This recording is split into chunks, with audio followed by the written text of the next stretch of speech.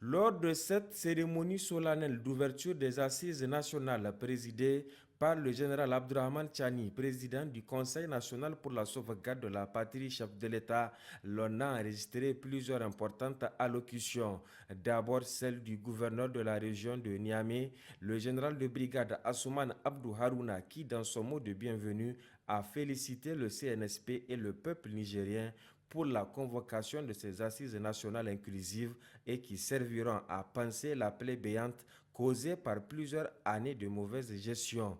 Il invite tous les acteurs à avoir une vision commune en cette ère de refondation complète de notre pays.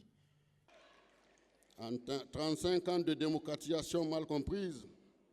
notre tissu social a été des plus effilochés, mis dans un état de décrépitude inqualifiable, plongeant notre pays dans l'abîme et le chaos, dans l'embardé politique et l'embrouillamini politique. Promettant pour la plupart aux Nigériens la bonne gouvernance, le changement des mentalités,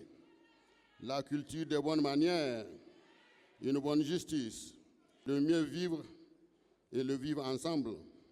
Certains ont brillé par l'instauration des contre-valeurs sociales, se traduisant par le mensonge, le pillage de nos ressources, la corruption devenue un mode de gouvernance, le clientélisme, le nomadisme politique, la recherche effrénée du clinquant, la mise sous bail de nos ressources et la sous-traitance de notre sécurité, servant de ferment souvent aux forces de défense et de sécurité qui, par devoir et par patriotisme, se doivent souvent d'intervenir pour arrêter les dérives. Dans ces temps de rupture, de refondation, nous devons avoir une vision stratégique commune et nous affirmer sans embâche à travers notre sursaut patriotique afin de garantir à nos actions futures une orientation stratégique saine qui réponde à l'orientation stratégique qui nous assemble. La dynamique de la Confédération AES doit être désormais l'aiguille de votre boussole. Mesdames et messieurs, les membres de la Commission nationale chargée de la conduite des travaux des assises nationales, vous avez eu l'honneur d'avoir été choisis parmi 26 millions de Nigériens pour poser les jalons d'un Niger refondé, véritablement démocratique, installé dans une paix durable, havre d'espoir, d'un développement harmonieux, un Niger où il fera bon vivre et où nos légitimes attentes seront satisfaites. Le ministre d'État, ministre de l'Intérieur, de la Sécurité publique et de l'administration du territoire, le général de brigade Mohamed Toumba a lui rappelé les principaux objectifs poursuivis à travers la convocation des présentes assises. Elles serviront désormais de boussole aux autorités pour la conduite de la transition et au-delà la destinée de tout le pays. Excellence, Monsieur le Président du Conseil national pour la sauvegarde de la patrie, chef de l'État,